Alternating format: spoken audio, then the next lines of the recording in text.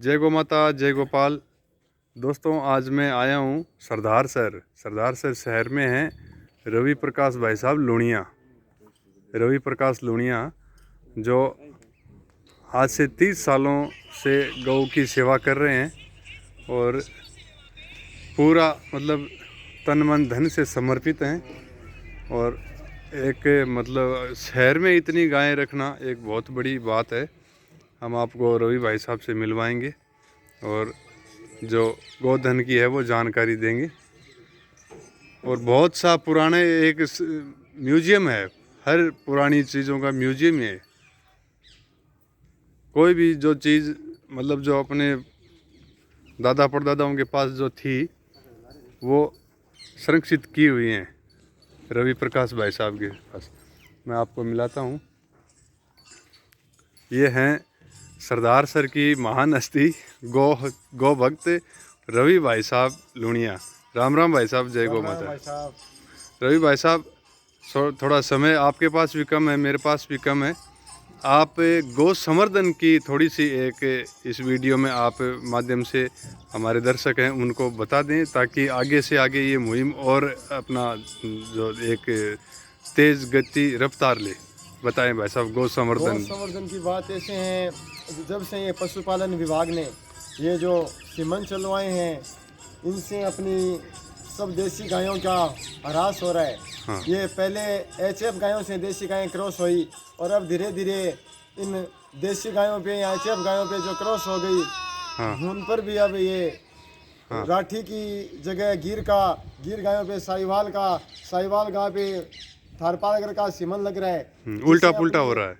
गायों की नस्लें समाप्त हो रही है। मेरा अपने किसान भाइयों से अनुरोध है, जिसके पास जिस नस्ल की गाय है, जिस इलाके की गाय है, कृपया उसी नस्ल के जहाँ तक हो सके नंदी का संवर्धन करें, जिससे नंदी की सेवा के पुण्य के साथ साथ उस क्षेत्र की जो शुद्ध नस्ल है वो अपने किसान भाइयों को प्राप्त हो सकेगी। प्राचीन समय में एक नंदी की व्यवस्था थी, तो उसका एक छोटा सा आप उदाहरण देखिए। एक नंदी के लिए पूरे गांव मिलकर उसकी व्यवस्था करता था। बरसात में जब वो भरी खेती होती थी तो एक नंदी कहीं भी चरे, उसको कोई रोक टोक नहीं होती थी।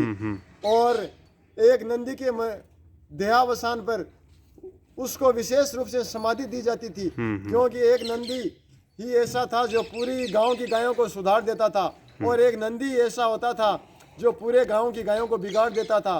तो आज आवश्यकता है वापस उस अपनी प्राचीन पद्धति की एक नंदी का संवर्धन हो, और एक नंदी पूरे गांव की गायों के लिए, गांव के किसान के लिए कोई भारी नहीं है। किसान अपने घर में विवाह शादी अगर उत्सव हो और एक वो गांव का नंदी हो, उसके लिए अगर 5 किलो गुड़ की भी व्यवस्था करे तो गांव के पूरे घरों से उस सांड के लिए गुड़ की दाने की व्यवस्था हो सकती है। फसल पकने पर जो किसान के घर चारा रहता है, उस चारे में से अगर हर किसान 10-10 किलो साल में एक बार नंदी के लिए चारा निकाले तो नंदी के लिए पूरे साल की व्यवस्था हो सकती है। और उसको गांव में स्वतंत्र रखें, उसको मारे नहीं, और अपनी स्वदेशी नस्लों की रक्षा करें। मेरा तो यही अनुरोध है। रवि भाई साहब, एक मेरे मन में ये सवाल खटकता है कि जो गौशाला के जो सदस्य हैं, हर गांव में गौशाला है, ये जो 25 सालों में बनी है, 25-30 सालों में पिछले हर गांव की गौशाला बन गई, उसमें ऐसा आए गायें, तो क्यों वो लोग उस गौशाला में एक सांड, शुद्ध नस्ल का देसी सांड लाने में कतराते हैं? इसके बारे में आप थोड़ा बताएं। इसकी बात ये, एक तो गौशाला का उद्देश्य गायों का संवर्धन न होकर एकमात्र इन अपाहिज, लाचार, बेबस गायों की रक्षा का रह गया है। अगर गांव के चुनिंदा मोजीज व्यक्ति जो गौशाला के अध्यक्ष पद को सुशोभित करते हैं, उनके मन में अगर थोड़ी भी भावना हो अपने इलाके की जो स्वदेशी नस्ल है, चाहे वहाँ की राठी हो, हरियाणा हो, थारपारकर हो, उसका अपने संवर्धन करें, तो सबसे अच्छा प्रयास हो वो अपने इलाके की नस्ल का सर्वश्रेष्ठ नंदी गौशाला में लाए।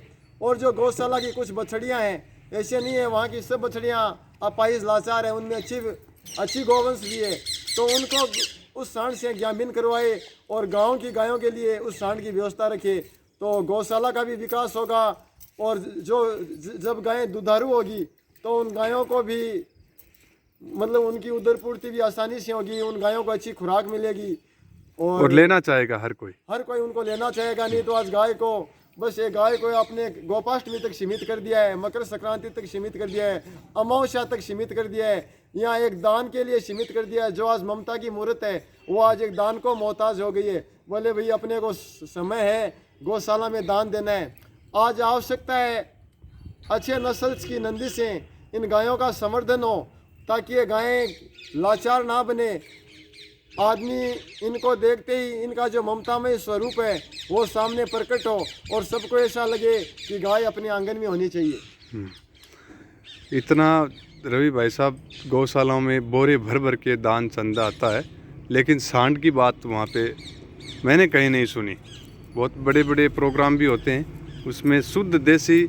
आप सभी दोस्तों से हमारा एक विनम्र आग्रह है कि आप सभी इस वीडियो को हर जो गौशाला के सदस्य हैं या गांव में जो पंच प्रधान हैं उन तक ये बात पहुंचाएं, ताकि एक गांव में, गांव की पंचायत में या गांव की गौशाला में एक शुद्ध नस्ल का देसी सांड, जैसे राठी है, साहिवाल है, हरियाणा है, तो ये एक सांड एक गौशाला में आ जाएगा तो रवि भाई साहब 4-5 साल बाद में वो जो गौशाला है वो आत्मनिर्भर होने लगेगी।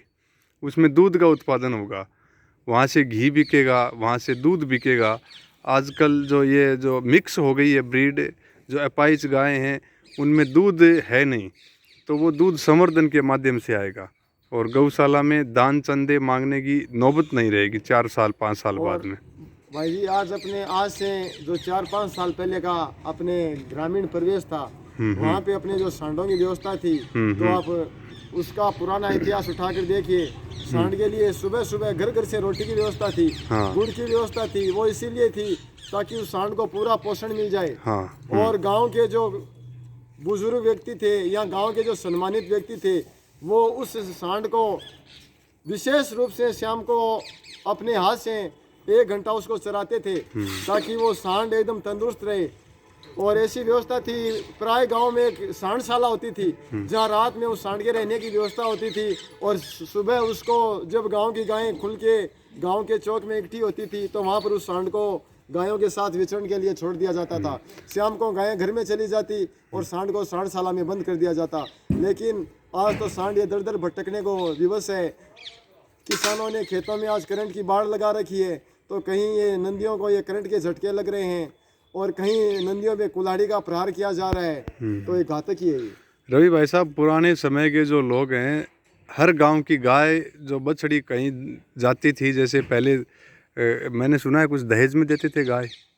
हाँ, विवाह शादी में कन्यादान के साथ गोदान की भी प्रथा थी। तो वो गाय, वो जो बुजुर्ग लोग हैं वो पहचान जाते थे कि ये फलाने गांव के उस सांड की बेटी है। ऐसा उनका एक ज्ञान था, नॉलेज था, वो पहचान जाते थे कि उस सांड की ये खीणी है। और कुछ आप बताना चाहेंगे रवि भाई साहब हमारे दर्शकों को गौ संवर्धन के बारे में? गाय कैसे फले फूले, गाय का भविष्य कैसे उज्जवल हो? भविष्य तो ऐसे है, गाय को गौशाला से निकाल कर वापस किसान के और आम समुदाय के दरवाजे तक गाय को वापस स्थान देना होगा, शायद वो गौ संवर्धन संभव होगा। एक सिर्फ गौशाला के माध्यम से गोपाष्टमी पर गौ माता की जय जयकार लगाने से गौ संवर्धन संभव नहीं होगा। आज साथियों, ज़रूरत है गाय को जैसे अपने बुजुर्ग अपने घर में स्थान देते थे, अपने हृदय में इसको स्थान देते थे और इसका पालन पोषण करते थे और गाय के द्वारा स्वयं दूध दही काम लेते थे, तो आज आवश्यकता है गाय का दूध दही और घी, शुद्ध घी भोजन में काम लेने की। क्योंकि अब जब हमको ये सात्विक भोजन चाहिए होगा तभी हम गाय की रक्षा करेंगे, गाय का पालन करेंगे। जैसे रवि भाई साहब, आप भी हैं और हम भी हैं, जैसे आपके यहाँ दूध का उत्पादन होता है, आपसे कोई घी लेगा या दूध लेगा तो आपको मतलब उसमें मतलब और प्रोग्रेस मिलेगी और